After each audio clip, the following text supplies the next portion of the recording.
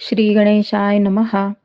February महिन्यात वृषभ लग्न राशीच्या लोकांनी जर ही एक चूक केली तर पैसा हातात येऊन सुद्धा निसटून जाऊ शकतो.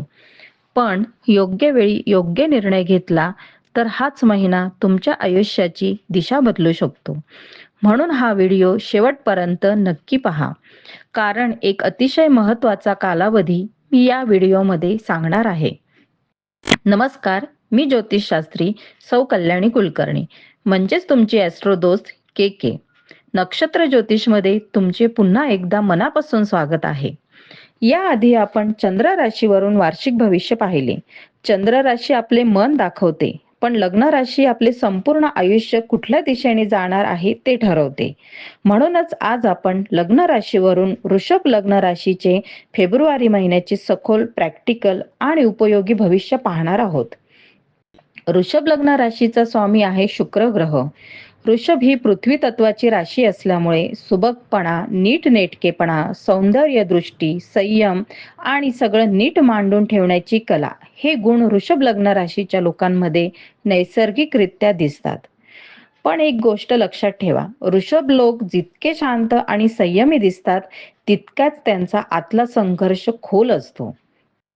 पंचमहापुरुष योगांपैकी मालव्य योगावर पूर्णपणे शुक्र ग्रहाची सत्ता असते. आकाशात पूर्वेला आणि पश्चिमेला इतका तेजस्वी दिसणारा ग्रह शुक्राखेरीज दुसरा नाही. पूर्वेला उगवणारा शुक्र म्हणजे प्रभात तारा, पश्चिमेला उगवणारा शुक्र म्हणजे प्रणयी शुक्र. प्रभात तारा शुक्र धर्म, साधना, संयम, मार्गदर्शन आणि दैविक फळ देतो. म्हणूनच मोठे धर्मगुरू, तत्वज्ञानी यांच्या पत्रिकेत प्रभात तारा शुक्र बलवान असतो. तर प्रणयी शुक्र प्रेम, आकर्षण, भावना आणि विषय वासना उत्तेजित करतो.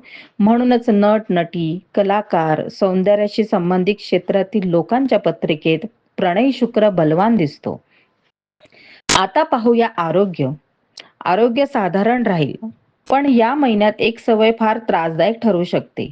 बाहेरून आकर्षक दिसणारं पण आरोग्यासाठी हानिकारक असलेलं खाद्य या काळात टाळा. विशेषतः गोड पदार्थ खाण्याकडे तुमचा कल वाढेल. जर हा मोह आवरला नाही तर तब्येतीच्या तक्रारी सुरू होऊ शकतात.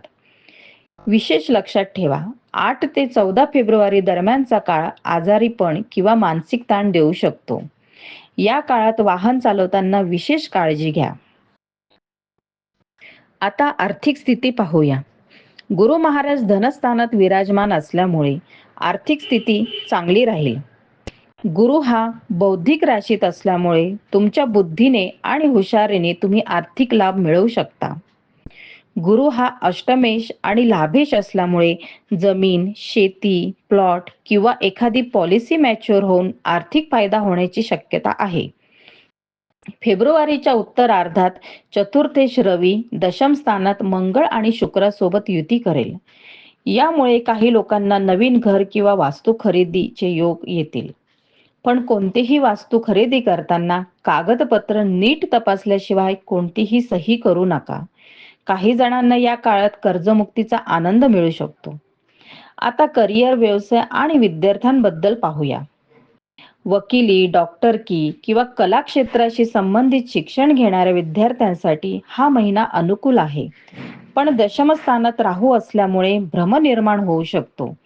म्हणून स्वप्नात न राहता आपल्या अभ्यासावर आणि कामावर लक्ष केंद्रित करा. व्यवसायासाठी काळ चांगला आहे, पण कोणतेही पेपर्स पूर्ण वाचल्याशिवाय सही करू नका.